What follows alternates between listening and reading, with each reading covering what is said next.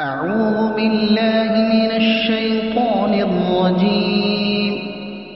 بسم الله الرحمن الرحيم. حرمت عليكم أمهاتكم وبناتكم وأخواتكم وعماتكم وخالاتكم وبنات الأخ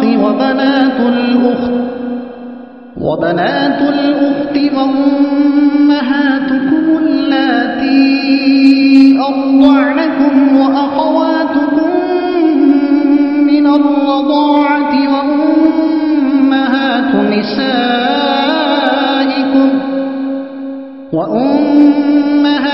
نسائكم وربائبكم اللاتي في حجوركم من نسائكم اللاتي دخلتم بهن، فإن لم تكونوا دخلتم بهن فلا جناح عليكم، وحلائل أبنائكم الذين من أصلابكم وأن تجمعوا بين الأختين إلا ما قد سلف، إن الله كان غفورا رحيما.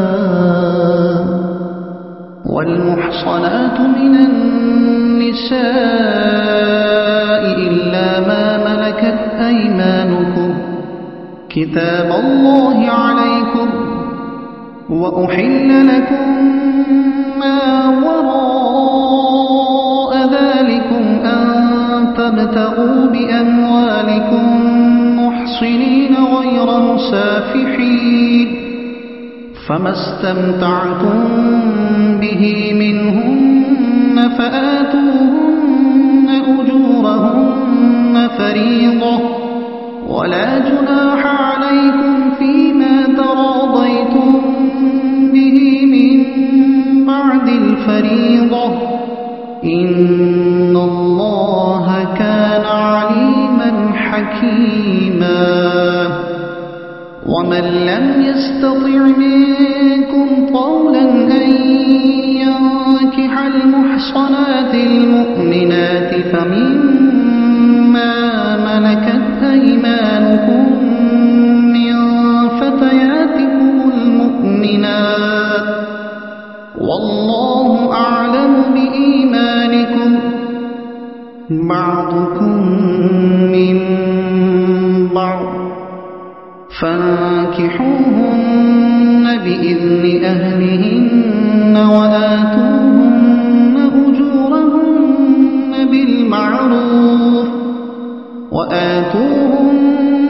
أجورهن بالمعروف محصنات غير مسافحات ولا متخذات أخدان، فإذا أحصن فإن أتين بفاحشة فعليهن نصف ما على المحصنات من العذاب، ذلك لمن خشي العنة منكم، وأن تصبروا خير لكم، والله غفور رحيم.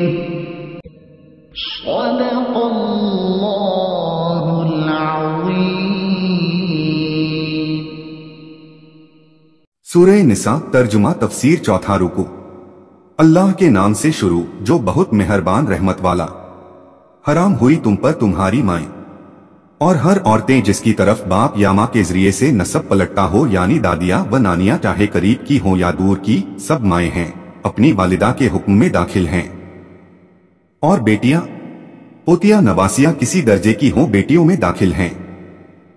اور بہنیں اور پھوپھیاں اور خالائیں اور بھتیجیاں، یہ سب سگی ہوں یا سوتیلی. ان کے بعد ان عورتوں کا بیان کیا جاتا ہے جو سبب سے حرام ہیں. اور بھانجیاں اور تمہاری مائیں جنہوں نے دودھ پلایا.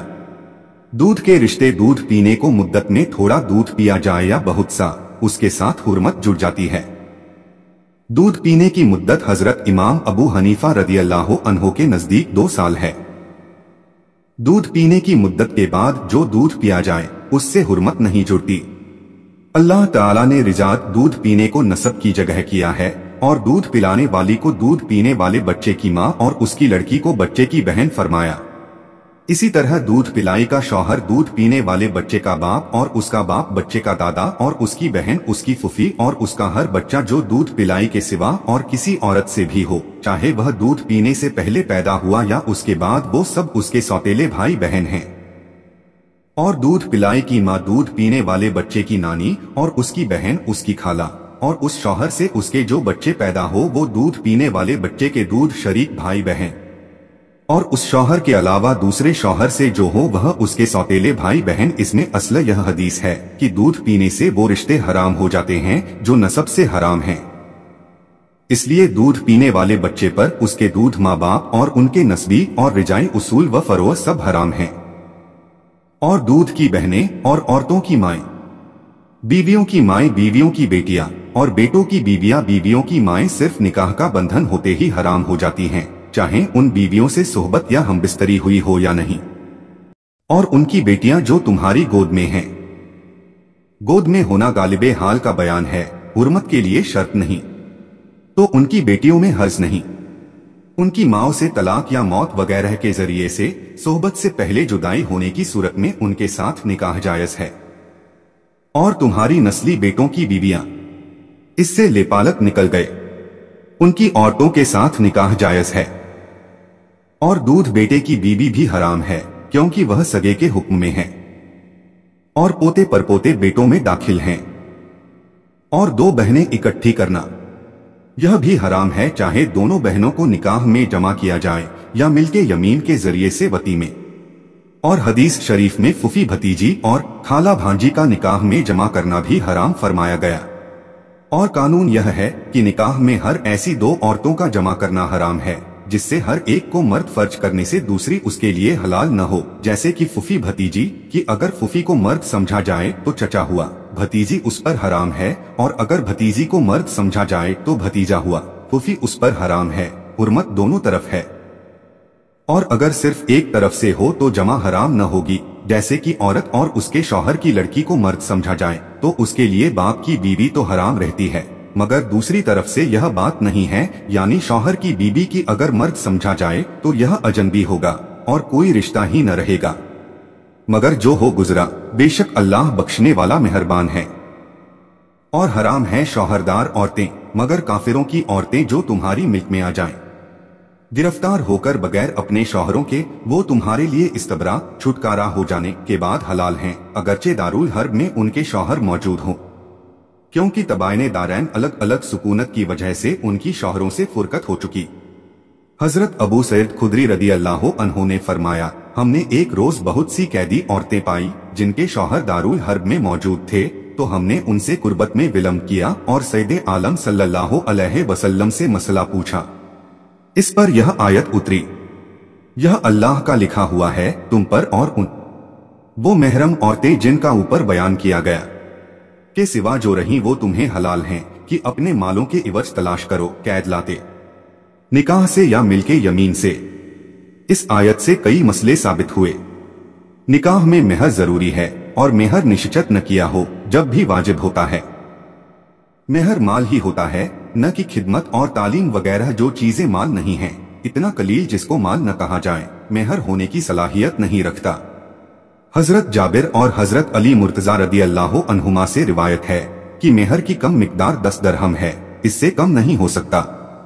न पानी गिराते, इससे हरामकारी मुराद है। और यहाँ चेतावनी है कि जिना करने वाला सिर्फ अपनी वासना की पूर्ति करता है और मस्ती निकालता है, और उसका काम सही लक्ष्य और अच्छे उद्देश्य से खाली होता है। न औलाद हासिल करना, न नस्ल, न नसब महफूज रखना, न अपने नफ्स को हराम से बचाना, इनमें से कोई बात उसके सामने नहीं होती। वह अपने नुत्फे और माल को नष्ट करके दीन और दुनिया के घाटे में गिरफ्तार होता है। तो जिन औरतों को निकाह में लाना चाहो उनके बंधे हुए मेहर उन्हें दे दो, और करारदाद समझौते के बाद अगर तुम्हारे आपस में कुछ रजामंदी हो जावे तो उसमें गुनाह नहीं। चाहे औरत निश्चित मेहर से कम कर दे या बिल्कुल बख्श दे या मर्द मेहर की मात्रा और ज्यादा कर दे। बेशक अल्लाह इल्म व हिकमत वाला है। और तुमसे बेमकदूरी असामर्थ्य के कारण जिनके निकाह में आजाद औरतें ईमान वालियां न हो तो उनसे निकाह करे जो तुम्हारे हाथ की मिल्क हैं, ईमान वाली कनीजे यानी मुसलमानों की ईमानदार दासियां, क्योंकि निकाह अपनी दासी से नहीं होता, वह निकाह के बिना ही मालिक के लिए हलाल है। मतलब यह है कि जो शख्स ईमान वाली आजाद औरत से निकाह की क्षमता और ताकत न रखता हो वह ईमानदार दासी से निकाह करे, यह बात शर्माने की नहीं। जो शख्स आजाद औरत से निकाह की क्षमता रखता हो उसको भी मुसलमान बांदी से निकाह करना जायज है। यह मसला इस आयत में तो नहीं है, मगर ऊपर की आयत व उहिल्ला लकुम मा बरा जालिकुम से साबित है। ऐसे ही किताब वाली दासी से भी निकाह जायज है और मुमिना यानी ईमान वाली के साथ अफजल व मुस्तहब है, जैसा कि इस आयत से साबित हुआ। और अल्लाह तुम्हारे ईमान को खूब जानता है, तुम में एक दूसरे से है तो उनसे निकाह करो, यह कोई शर्म की बात नहीं, फजीलत ईमान से है। इसी को काफी समझो। उनके मालिकों की इजाजत से। इससे मालूम हुआ कि दासी को अपने मालिक की आज्ञा के बिना निकाह का हक नहीं, इसी तरह गुलाम को। और दस्तूर के मुताबिक उनके मेहर उन्हें दो, अगरचे मालिक उनके मेहर के मालिक हैं, लेकिन दासियों को देना मालिक ही को देना है, क्योंकि खुद वो और जो कुछ उनके कब्जे में हो सब मालिक का है।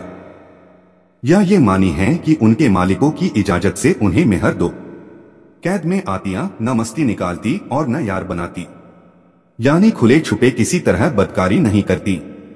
जब वो कैद में आ जाएं और शौहरदार हो जाएं, फिर बुरा काम करें तो उन पर उसकी सजा आधी है जो आजाद औरतों पर है। जो शौहरदार न हो यानी 50 कोड़े, क्योंकि आजाद के लिए 100 कोड़े हैं और दासियों को संसार नहीं किया जाता। यह दासी से निकाह करना उसके लिए जिसे तुम में से जिना व्यभिचार का डर है और सब्र करना तुम्हारे लिए बेहतर है। दासी के साथ निकाह करने से, क्योंकि इससे गुलाम औलाद पैदा होगी और अल्लाह बख्शने वाला मेहरबान है। तर्जुमा और तफसीर कंजुल ईमा। अल्लाह की बारगाह में दुआ है कि अल्लाह अज्जव जल्ला हम सभी को कुरान और इस्लाम के मुताबिक जिंदगी गुजारने की तौफीक अता फरमाए, आमीन। और कोशिश कीजिएगा कुरान शरीफ को समझने की। वीडियो को सवाब की नीयत से आगे शेयर करें ताकि कयामत तक सदकाए जारिया का सवाब आपको भी मिलता रहे और ये आपके और मेरे हम सभी के नजात का जरिया बने। कुरान शरीफ की और ज्यादा मालूमात के लिए हमारे चैनल नसीम वॉइस सरखेज को सब्सक्राइब जरूर करें। इंशाअल्लाह मिलते हैं अगले वीडियो में। अल्लाह हाफिज।